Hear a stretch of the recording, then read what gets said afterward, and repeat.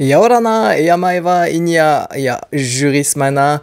Alors, petite vidéo relative aux questions que vous m'avez posées sur les différents réseaux sociaux.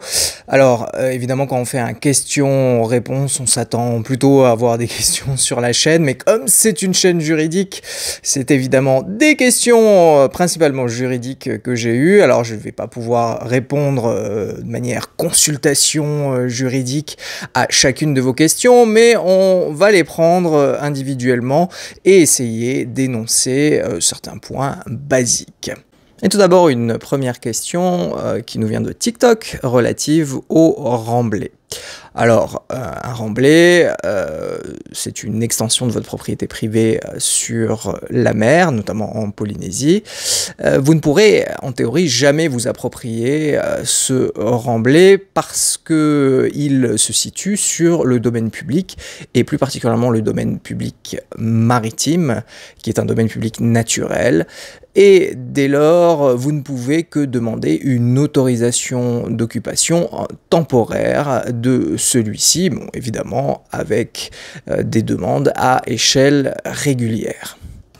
On bascule cette fois à LinkedIn avec une deuxième question relative à l'établissement des liens de filiation. Alors, je suis publiciste, je ne suis pas un spécialiste du droit privé, mais pour faire simple, la filiation peut s'établir par différentes méthodes, la reconnaissance volontaire, mais aussi la possession d'état par acte notarié, c'est-à-dire en fait apporter les preuves qu'il existe un lien de filiation entre deux personnes.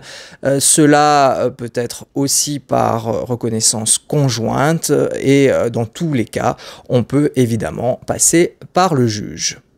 Autre question sur LinkedIn avec une problématique liée à l'absence d'accessibilité de la jurisprudence prononcée par le juge en Polynésie.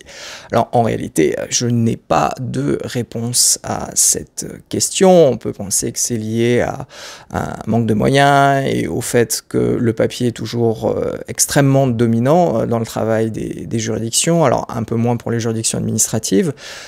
Par ailleurs, vous pouvez aller consulter, si vous déplacez à Papeete, l'ensemble des décisions, mais c'est vrai qu'elles ne sont pas accessibles à distance, du moins pour la plupart, sauf si vous passez par des plateformes payantes sur Internet.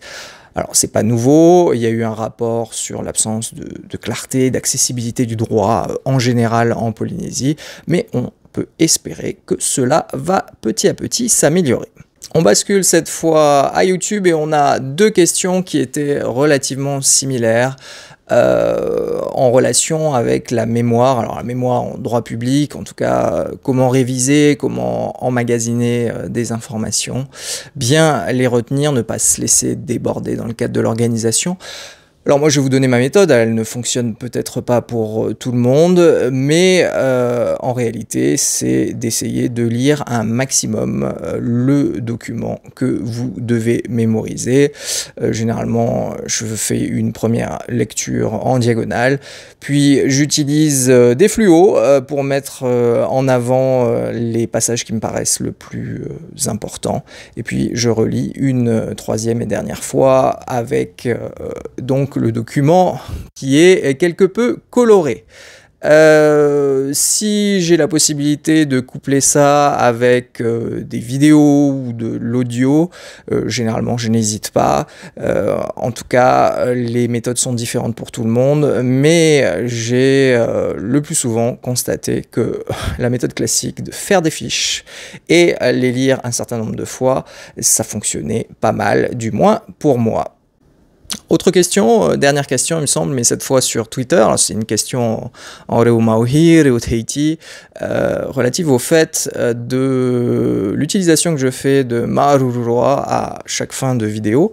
Et pourquoi parce que généralement je dis Marururoa et Parheane. Aucun souci pour Parheane, mais Marururoa, pour moi, il est fondamental, très important de vous remercier parce que vous regardez cette petite chaîne qui existe depuis 2016, donc ça fait 6 ans aujourd'hui, et donc voilà, Amaruru, Amarururoa. Et voilà, c'était relativement rapide. Finalement, il n'y avait pas eu énormément de questions. Je vous remercie tous quand même pour avoir fait ce petit effort et j'espère qu'on va se revoir très bientôt sur cette chaîne qui vient d'ailleurs de dépasser les 26 000 abonnés. Encore une fois, merci à tous. Marroa Parheane.